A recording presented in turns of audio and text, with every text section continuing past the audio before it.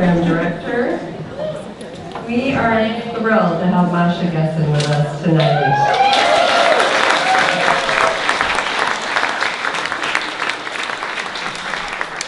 MASHA GESSEN is presenting the keynote for the Work Center's first Writers and Artists as Activists Week, a week dedicated to social activism and the arts.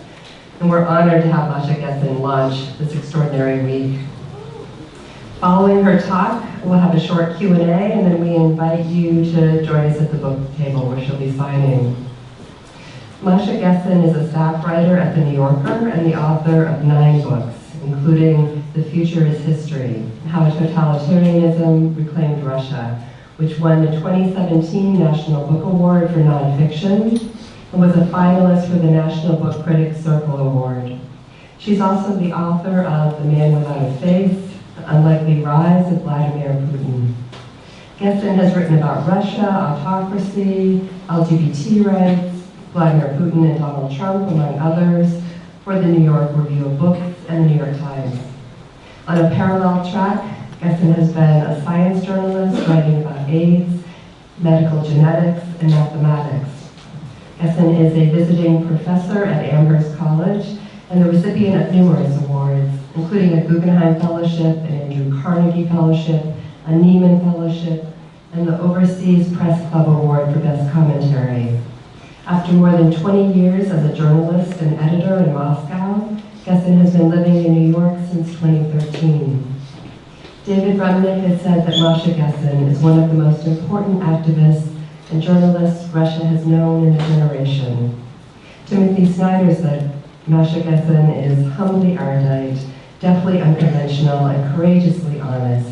At this particular historical moment, when we must understand Russia to understand ourselves, we are all very lucky to have her. Please join me in welcoming MASHA GESSEN.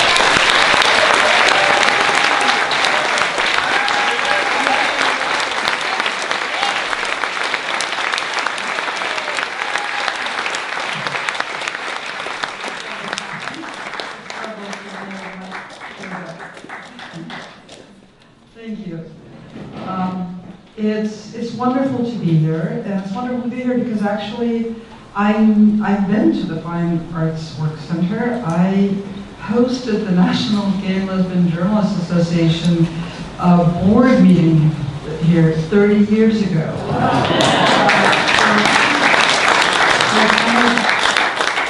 It's kind of amazing and lovely to be back in these much improved spaces. It's going to be even better. And they're going to be even better. That's great. So I'm going to talk about writing for social change, and I have to warn you, this is a very geeky talk, because I figured, if I'm launching a week of classes, I'm going to geek out. 50 years ago today, the New York Times devoted 3 full pages to an essay by the Soviet physicist Andrei Sakharov, who was about to emerge as that country's leading dissident and one of the world's most visionary humanitarian thinkers. Yesterday, the Times published an essay about the essay, headlined "The Essay That Helped Bring Down the Soviet Union." I think Sakharov might have turned over in his grave at that headline, both because he was an almost unimaginably modest man, and because he would have found the Cold War vocabulary that birthed that headline objectionable. Yesterday's essay itself, the essay about the essay, was written by Israeli politician and former dissident Natan Sharansky, and it claimed that the Sakharov essay introduced the claim that the leaders of countries with open societies have an obligation to fight for the human rights of citizens of closed societies. He wrote that the United States has been retreating from this obligation, and under Donald Trump has shirked it altogether. This is indisputably true as far as it goes, but it doesn't do the Sakharov essay justice. For what made it a great piece of writing, and a great piece of writing for social change, was that it was not only an exercise in thinking in public on paper, but an invitation to think and to argue with the author. And let me quote the way Sakharov ended his essay. He wrote, "With this article, the author addresses the leadership of our country and all its citizens, as well as all people of the world, throughout the world. The author is aware of the controversial character of many of his statements. His purpose is open, frank discussion under conditions of publicity." The essay was called Thoughts on Progress, Peaceful Coexistence, and Intellectual Freedom. It was written by a 47-year-old man who had spent a decade reconsidering his own life's work, his worldview, and his personal responsibility to humanity. Sakharov was a physicist who, starting in 1948, had played a leading role in developing the Soviet nuclear arsenal. Quote, "I never doubted that Soviet superweapons were vitally important for our country and for maintaining an equilibrium of forces throughout the world." He wrote, an equilibrium of forces around the world, actually, more accurately. He wrote in a different essay, but in 1957, he came to feel personally responsible for the contamination caused by nuclear weapons testing. And I think this is a very important point, and this is something that he wrote in a very short autobiographical essay later, this idea of personal responsibility for something enormous and nearly uncontrollable. Right? He began campaigning for a moratorium on testing. The Soviet Union's most brilliant young nuclear physicist was, in the course of a few years, transformed into one of the world's best qualified crusaders against nuclear testing. Of course, campaigning in the Soviet Union, a country without a public sphere, was tricky business. Sakharov could campaign precisely because he was integrated into some of the most powerful institutions in the country. He spoke out at top-secret high-level meetings. He addressed Soviet leader Nikita Khrushchev directly. All of this was fruitless. And as an aside, while I was preparing this talk, I came across Sakharov's recollection of an exchange with Khrushchev in which the Soviet head of state took credit for the election of Jack Kennedy.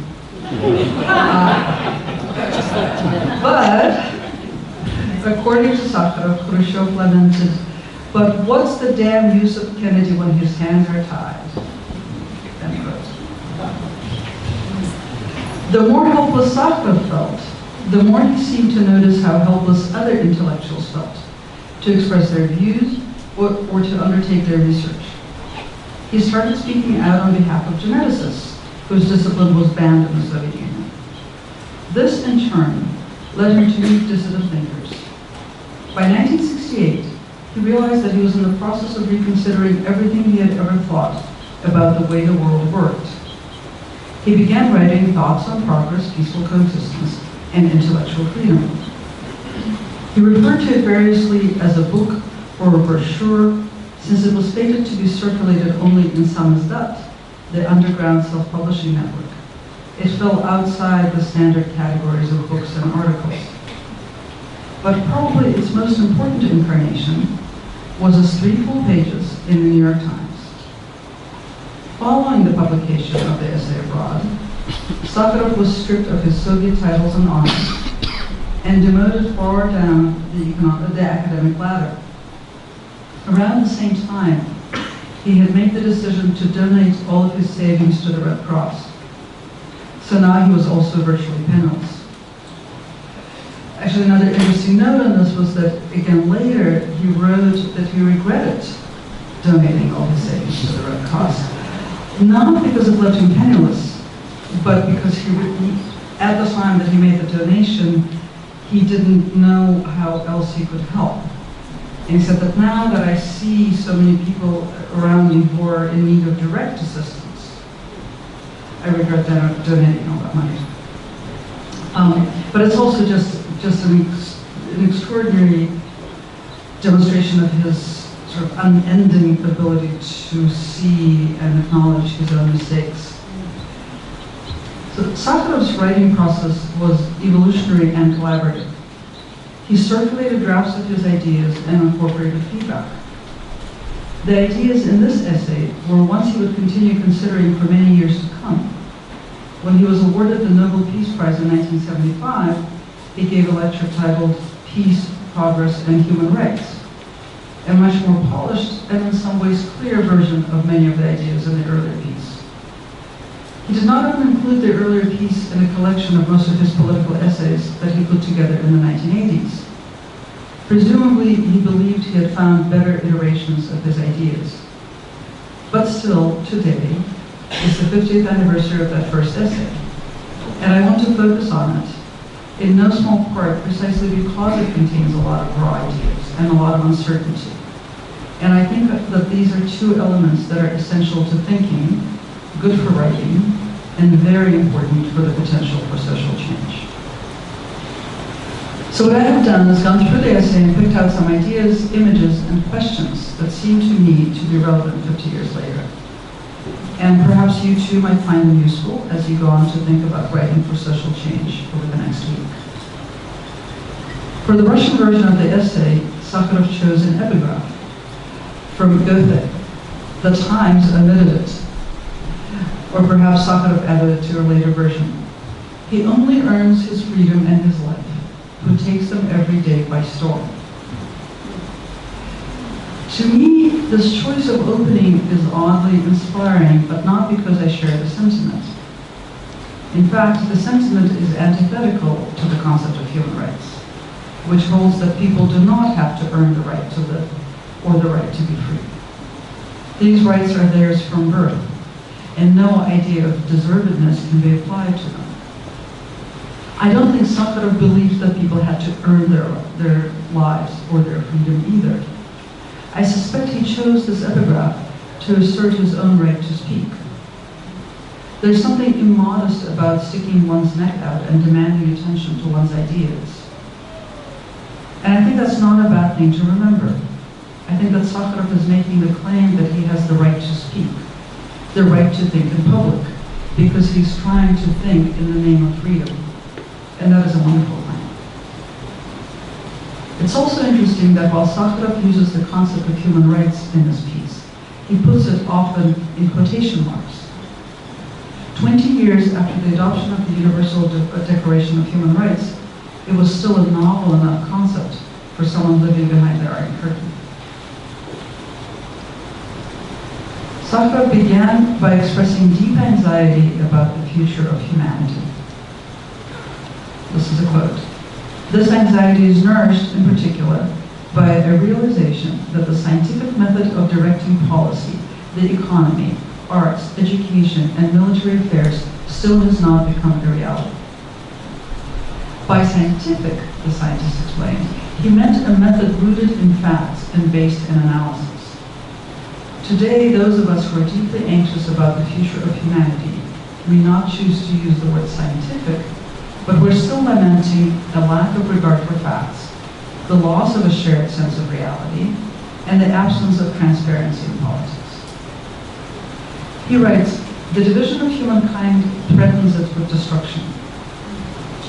And this was, of course, written at the height of the arms race during the Cold War and the Vietnam War.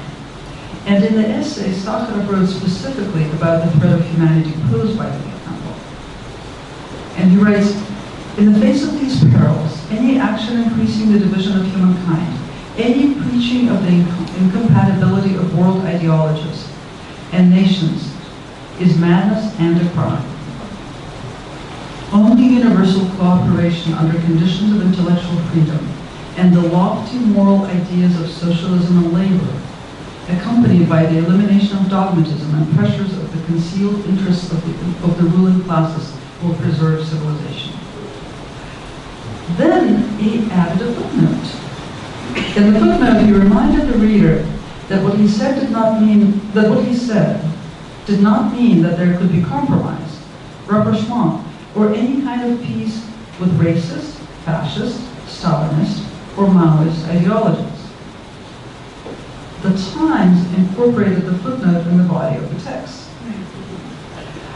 And I don't know whether this is because they thought that they couldn't text in a footnote, or because it was not part of House style at the Times to have footnotes. I think I have run up against that particular limitation in the House style. But the thing is that it served to flatten Sakharov's attempt to create an intellectual hierarchy between peace that is desired and peace that is nonetheless morally untenable. Placing these paragraphs on the page one after the other made it perhaps easier for readers to hold the two contradictory thoughts at the same time. But it also served to encourage passivity. If possibility and impossibility are weighted equally, your inaction is excused. Sakharov's approach, on the other hand, demanded that you do the impossible, create peace where compromise is immoral. Sakharov went on to enumerate the threats to humanity. Number one was the threat of nuclear war. This threat has not gone away. He acknowledges that nuclear parity between the USSR and the US serves as a sort of deterrent, though clearly not enough of one to alleviate his anxiety. 50 years later, we can no longer make the same statement about nuclear parity with respect to, say, the United States and North Korea. Yet our anxiety seems to have dissipated, perhaps simply because we have spent half a century, 2 generations, with the knowledge that the world is capable of imminent suicide. Even over the roughly 6 months when Donald Trump was actively goading Kim Jong-un into nuclear war, we found other shiny object, non-deadly controversies to focus on. Sakharov writes, every rational creature finding itself on the brink of a disaster first tries to get away from the brink, and only then does it think about the satisfaction of its other needs. And he adds emphasis to the following sentence. If humanity is to get away from the brink, it must overcome its divisions. A vital step would be review, this is a quote, a vital step would be review of the traditional method of international affairs, which may be termed empirical competitive. In the simplest definition, this is a method aiming at maximum improvement of one's position everywhere possible and, simultaneously, a method of causing maximum unpleasantness to opposing forces without consideration of common welfare and common interests. If politics were a game of 2 gamblers, then this would be the only possible method. End quote. Indeed, this is the method that still seems like the only possible approach to most teachers and students of international relations and diplomacy. And I think in the introduction I forgot to mention that my job title is actually Professor of American Institutions of International Diplomacy, to political analysts and journalists. When we analyze Trump's meeting with Putin, we talk about which one of them won. And I am guilty of this kind of commentary as well. We almost always neglect to note that humanity lost. That, moreover, humanity would have lost regardless of which one of them won. Though the extent of the loss would have been different. 50 years ago, Sakharov was arguing that as long as international politics are framed as a zero-sum game, humanity is imperiled. He went on to discuss Vietnam and the Middle East. Writing 1 year after Israel's 6-day war, he grants that a preventive military effort in the face of a constant superior threat might have been justifiable, and adds, but the cruelty to refugees and prisoners of war and the striving to settle territorial questions by military means must be condemned. 50 years later, those words sound much more urgent and much less hopeful. But what made Sakharov a great thinker was not so much his capacity for moral critique, which was all the more extraordinary if you consider how isolated he was, how little access he had to news or scholarship from outside the Soviet Union or outside the propaganda machine, but his capacity for hope and vision. He called for a new international politics. International affairs must be completely permeated with scientific methodology and a democratic spirit, with a fearless weighing of all facts, views, and theories, with maximum publicity of ultimate and intermediate goals, and with consistency of principles. What might that look like? At the end of the essay, Sakharov took a stab at a forecast. In the best possible scenario, he wrote, convergence And by convergence, he meant the bringing together of capitalist and socialist systems. Will reduce differences in social structure, promote intellectual freedom, science and economic progress, and lead to the creation of a world government and the smoothing of national contradictions between 1980 and 2000. During this period, decisive progress can be expected in the field of nuclear power on the basis of both uranium and thorium, and probably deuterium and lithium. Sakharov was well aware that he was calling for a psychological revolution, a moral one. And though he was writing for citizens of the world, but counting only on being read by the few hundred or few thousand regular consumers of samizdat, he included a radical prescription for the American public. It came in the section on another threat to humanity, world hunger and overpopulation. Here he wrote, "At this time, the white citizens of the United States are unwilling to accept even minimum sacrifices to eliminate the unequal economic and cultural position of the country's black citizens, who make up 10% of the population. It is necessary to change the psychology of the American citizens so that they will voluntarily and generously support their government and worldwide efforts to change the economy, technology, and level of living of billions of people. This, of course, would entail a serious decline in the United States' rate of economic growth. The Americans should be willing to do this, solely for the sake of lofty and distant goals, for the sake of preserving civilization and humankind on our planet." From behind the Iron Curtain, Sakharov saw the role of American racism in exacerbating the plight of the poor people of the world. 50 years later, his observation is no less relevant. The United States has never been further from achieving a moral consensus that would compel its wealthier citizens, or its white citizens, to contribute in thought, deed, or goal to the welfare of humankind globally. What has changed for the worse. The Republicans in government use white demographic panic to shore up their power. The Democrats have adopted McCarthy-era rhetoric to try to outflag the Republicans. Most recently, a woman who is suspected of being a Russian agent has been arrested. Her name is Putin. You've all read about her, and if you haven't, I want to know what rock you've been able to hide under. I mean, it's an amazing story in all sorts of respects, but one thing that people have noted is that her links to violently racist and homophobic political circles in the United States has been interpreted as an expression of Russian influence on that politics. And just a few years ago, the same people who are writing about those connections now were writing that American right-wing so-called Christian activists are exporting their ideology to Russia.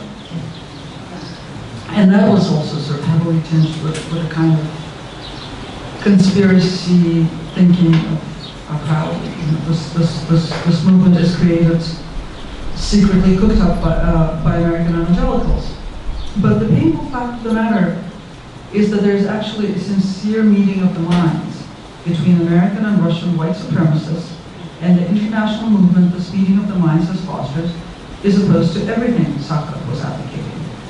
This movement that traffics in white hysteria, fights so-called gender ideology, and of course the queers, is the only example of convergence in our world today, and the very opposite of what Sakharov envisioned. Meanwhile, he envisioned another wonderful thing. He had this idea that the wealthier nations of the world should actually agree to voluntary 20% national income tax, or GDP tax, rather. It's a little hard to translate from the Russian word. And also he was writing in a country that didn't have a publicly known taxation system. But he envisioned a tax on the wealthy nations to equalize wealth around the world, which again is an idea that 50 years later seems more relevant and more utopian that it did in 1968. Among the threats identified by Sakharov was the threat to the environment, and, remarkably for a 50-year-old essay, the threat of climate change. Then he went on to discuss the threat to intellectual freedom. This is a quote: "An extreme reflection of the dangers confronting modern social development is the growth of racism, nationalism, and militarism, and in particular the rise of demagogic, hypocritical, and monstrously cruel dictatorial police regimes. Foremost are the regimes of Stalin, Hitler, and Mao Zedong, and a number of extremely reactionary regimes in smaller countries, such as Spain, Portugal, South Africa, Greece, Albania, Haiti, and other Latin American countries. These tragic developments have always derived from the struggle of egotistical and group interests, the struggle for unlimited power, suppression of intellectual freedom, a spread of intellectually simplified, narrow-minded mass myths. The myth of race, of land and blood, the myth of the Jewish danger, anti-intellectualism, the concept of Lebensraum in Germany, the myth about the sharpening of the class struggle, and proletariat infallibility, bolstered by the cult of Stalin. This is all a very long parenthetical. And by exaggeration of the contradictions with capitalism in the Soviet Union, the myth about Mao Zedong, extreme Chinese nationalism, and the resurrection of the Lebensraum concept of anti-intellectualism, extreme anti-humanism, and certain prejudices of peasant socialism in China." In Russian, this section of the essay was titled "The Threat to Intellectual Freedom." The Times retitled it "Police Dictatorships." Sakharov, however, was clear. Consumerism and mass culture pose the same threat of dumbing down, an expression he used repeatedly, as the dictatorships. Again, not the same scale, but the same nature of the threat. 50 years later, we're witnessing the deterioration of debate in this country. For the last week, people formerly of right mind and goodwill have been bandying about the word treason as though it were politically productive. We have seen Democrats in the Senate stand up to chant USA, USA, and mainstream media know that Republicans did not join in the chant. Meanwhile, nearly 2,000 children are still separated from their immigrant parents, and even that is merely the tip of the immigration iceberg. But the depth of the misery and the complexity of that issue lies far outside America's apparent capacity for public conversation. When Sakharov wrote about totalitarian leaders, and he never used the word totalitarian in his essay, but when he wrote about totalitarian leaders, he accused them of, quote, "a combination of crime, criminal narrow-mindedness, and short-sightedness." And I just want to repeat this combination, because I think that the way that he puts these words together is as insightful as anything anyone has produced on our current situation. A combination of crime, criminal narrow-mindedness, and short-sightedness. And yet he saw hope. He had a section in the essay titled "The Basis for Hope." And it began with the concept of moral attractiveness. What he envisioned was that socialism, some sort of socialism that would be produced by this convergence of ideas and convergence of societies, would prove its moral attractiveness to a worldwide public. And then the moral aspiration would lead people to place the needs of humanity above their personal egoism, and that it would win over criminal narrow-mindedness and the dumbing down of mass culture and short-sightedness. To think that somebody who was about to be, who had reevaluated his entire life's work, who had come to the conclusion that he had produced something that might destroy humanity, who was tormented by this idea, and who had been campaigning for 10 years and felt absolutely helpless to change anything. To think that somebody in that situation, stuck behind the Iron Curtain, and what happened to him after, some of you probably know, some of you probably remember the news. He won the Nobel Prize. He couldn't travel to Stockholm, to Oslo to receive the Nobel Prize. He, in 1980, he was exiled to the city of Gorky, not that far outside of Moscow, but up to a place where he was in total isolation. And he lived there for more than 6 years in total isolation. He went on hunger strike several times for a very long time. And to think that that man had more hope, not just for himself that he might be heard, and for his words that they might actually come and change, but for humanity itself, that most of us have today, I think is both humbling and I hope rousing. Thank you.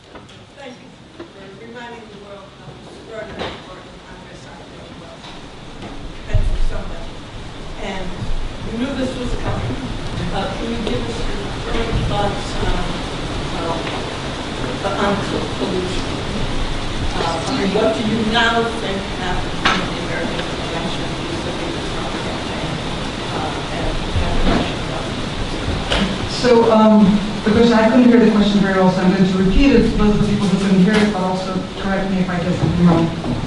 So what do I now think about collusion?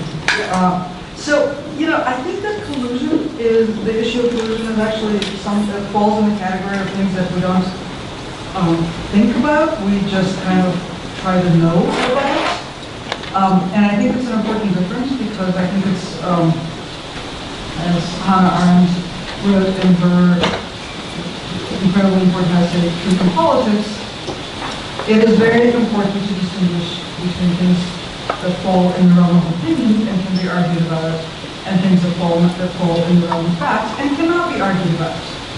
So we don't have all the facts. And unfortunately, I think that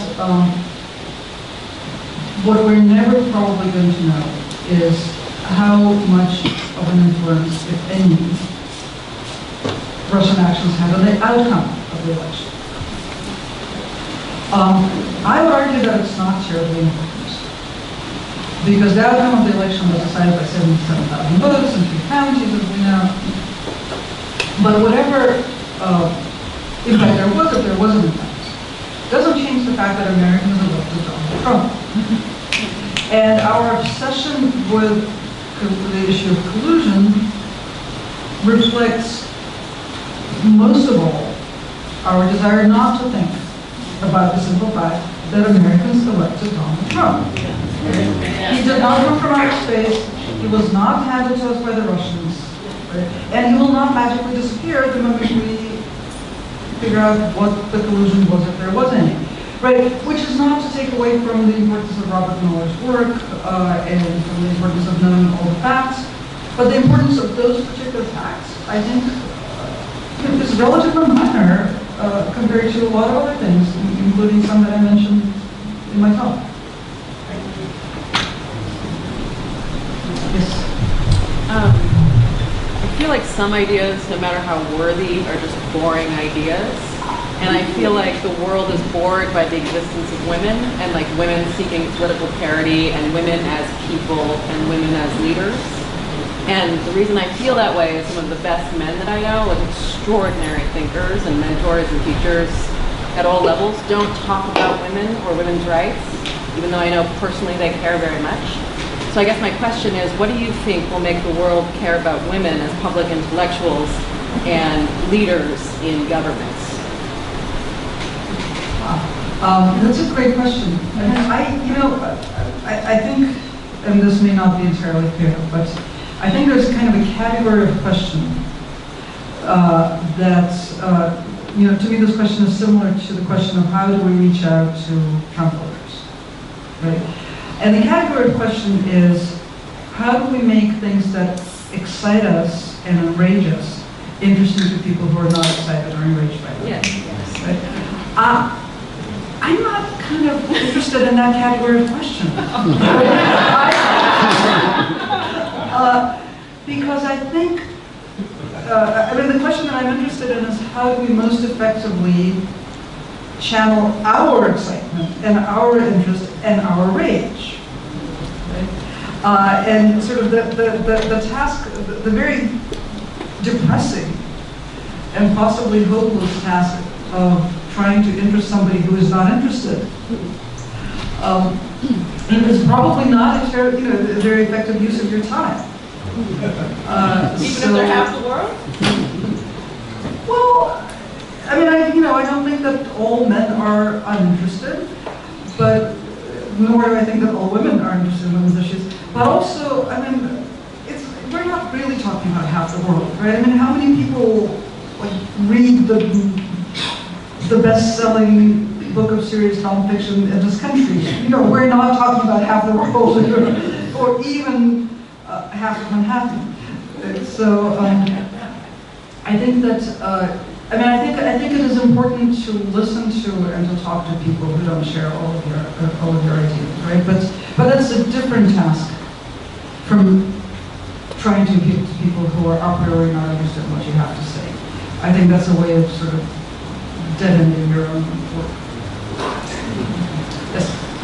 What is the social role of MSNBC? What is the social role of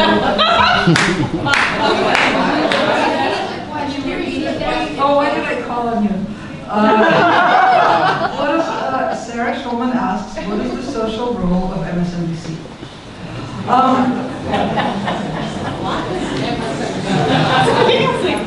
I think that I think that the social role of media, period, is to foster narratives. I think that the problem that I have with MSNBC, and in particular some MSNBC shows that I think you happen to like, is just how comfortable that narrative is. And in particular, I'm talking about Rachel Maddow's obsession with the Russia collusion, which I think is a way of sort of giving balm to a very large section of the American public, a very, very large section of the American public, every night sort of assuring them that Donald Trump came from outer space. Okay. And again, it's not that it's unimportant. And not that she doesn't report on other stuff, but proportionally, I think that there's too much of that. There's too much of the Donald Trump came from outer space, and there's too little other stuff. And by other stuff, I mean two very specific things that are missing from me, which is probably not what you asked about at all. Because if you'd meant to ask me what's missing from MSNBC, you probably would have said, what's missing from MSNBC? But I'll answer that question anyway. So I think that what's missing is more sort of in-depth and wide-ranging conversation about what's happening. A lot of the time for simple things like knowing the range of changes to immigration policy, you have to go to specialized publications. And when there's a channel that's on air 24 hours and is all news, you actually should be able to get that kind of policy stuff from television. Right? And another thing that's missing for me is vision. And that maybe is not, maybe that's not something that we need to look for news television for. Maybe we need to look for elsewhere. But then where do we look, right? I want to have them, I want to see them have Alexandria Ocasio-Cortez on MSNBC, as often as they have me on, and they don't. Right? But she has actually much more interesting things to say. But But the sort of the television habit of inviting all the same people to say all the same things every time the occasion for those things to be said presents itself is, again, a dead end. It's not illuminating, and certainly doesn't further the conversation. I wish they would invite people to say things that they haven't heard before. Maybe things that they don't know they're going to say. And that would be like a huge change for editorial policy, totally. Democracy Now will give you that. I'm sorry? Democracy Now with Amy Goodman, Frank Greenwald, Yes. is a great addition to MSNBC. I agree. That's where the power works right there. One more question? I just want to ask a little bit back to your original talk, especially at the end and throughout. You mentioned that Sakharov had reason to believe in hope. And personally, I've had a lot of reason not to believe in hope recently.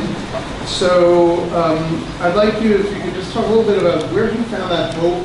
I mean, I kind of find myself pinning hope on one election next November, which from the last election was a really bad place. Like, psychologically, that's not a really great idea. So I'm wondering if you can, like, explain a little bit about where he found hope in his, kind of desperate treatment by the rest of the world, and where you might find hope, or that carries through if you're voting for us.